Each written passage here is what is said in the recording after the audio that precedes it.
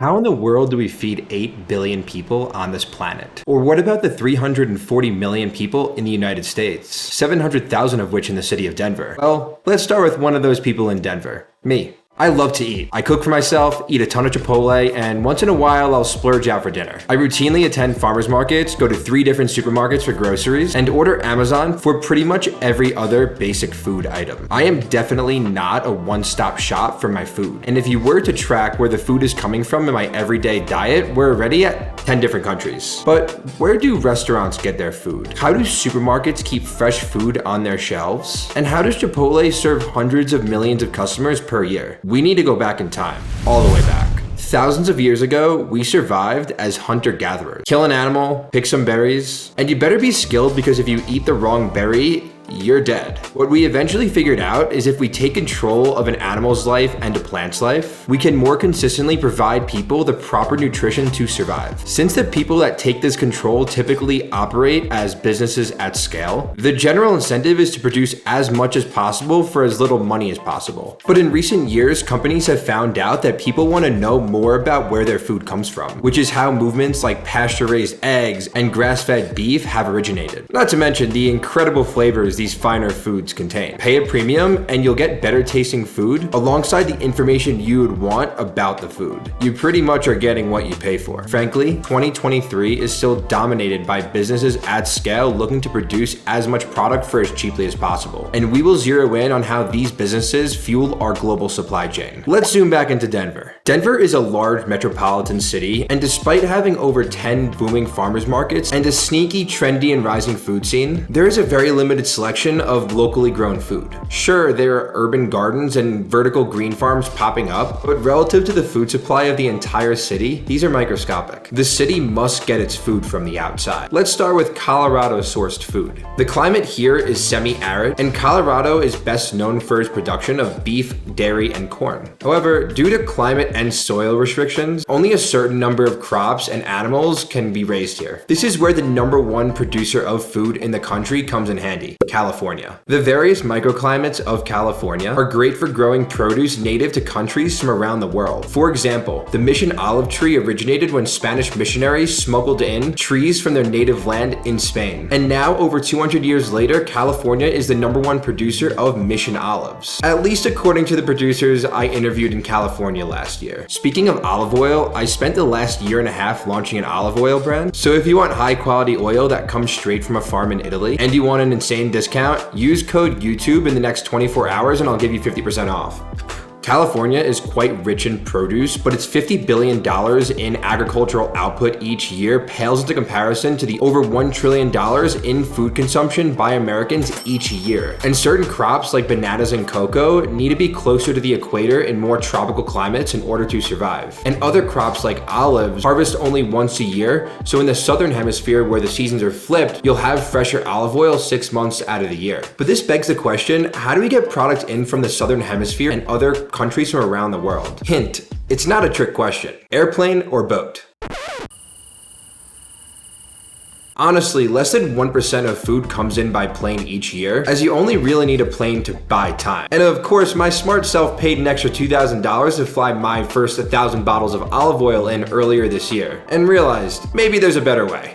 Yet the overwhelming majority of product will come by boat to a port. For an example, for an Italian pasta product coming to Denver, the most common route would be pasta factory to Italian port via truck, Italian port to US port via boat, and finally US port to Denver warehouse by truck. It's not as simple as going to UPS.com and clicking ship. The trucking companies and boat companies often operate as distinct businesses that need to coordinate with one another in order to get product from point A to point B. Otherwise, if you want the all-in-one solution, you'll be paying a massive premium. Shipments typically occur in large containers, each of which containing 12 to 25 spaces that a shipping pallet can go into. Oftentimes, importers will bundle products together in order to take advantage of economies of scale and lower price. Once the boat arrives at port, these products legally need to clear customs, just like when you're waiting in line for 1.5 hours from coming back from a foreign country. Except for food, it's days or weeks, not hours. And yes, there are a ton of intermediaries varies in the global food production process, which requires foods to travel from one country to another before reaching the end user. For example, for an Italian pasta product that uses olive oil, many times that olive oil might come from a cheaper country such as Spain, and then the product altogether to the US. This leads us to the next stage. How does food end up on the supermarket shelf or even on your plate at a restaurant? So a typical food market gets its food via someone known as a distributor, who takes food from a central location and brings it to the people selling the product. This brings me back to Athens last year, where they were selling chicken heads, and I'm like, where the hell did these come from? The chicken head guy is a very specialized distributor, while a trucking company delivering hundreds of products to your local Whole Foods would be more of a general food distributor. I like to think of the business model of distributors as a reverse beehive. The hive contains all the food that needs to go out to the flowers, so worker bees, in this case would be trucks, take the food from hive, which is the warehouse, to the flower, which is the market, where the food will get sold to the general public, which of course is reverse for bees. Like importing, this element of the supply chain gets infinitely complex, especially with fresh produce with shorter shelf lives. These quote-unquote beehives don't only exist in the city of Denver, but throughout the United States and spread across the world. This distribution system is essential for the food ecosystem to hold its place. What's so cool is this system is fully dependent upon the technology we've created as humans. We truly survive and adapt to meet our needs. Given the invention of railways, trucks, roads, and airplanes, which each harped on a previous invention, we've been able to develop pretty much a fully integrated global food supply chain. However, despite the amazing innovation, this is not an industry without problems. Certain areas of the USA and many areas in third world countries are known as food deserts, as sufficient distribution does not deliver product, and residents, especially the ones who can't really travel far, become nutritionally deficient. To learn more about this, click the link in the description. The importing and distribution process we outlined here holds true for many cities in the United States and around the world. It just gets so complicated with language requirements and production capacities, an ever-growing population, subsidies from certain governments, taxation and tariffs, and even cheaper labor in third world countries. The world of food is truly amazing, and there's so much good conversation to be had about it. One thing I've learned over the past year is the importance of supporting your local food vendors at farmers markets. Locally grown cuisine tastes better, and honestly, these farmers often travel hours, multiple times per week, just to provide you the freshest and best tasting produce possible. Farms are what humans were and still are built on. This is why Germans crave butter and Italians crave olive oil. Olive trees can't grow in Germany, yet flourish in southern Sicily's climate. And with plentiful fat from olive oil, Italians have developed much less of a reliance on animal fat than Germans have. What's even more amazing is spending time at a village whose economy is fully dependent on the food they produce. Last year around this time, I worked on an olive farm in Quesada, Spain, through a program named Workaway. In exchange for my work, I got to stay and eat many meals for free. Just don't expect a 5-star accommodation. Subscribe for my favorite fruit.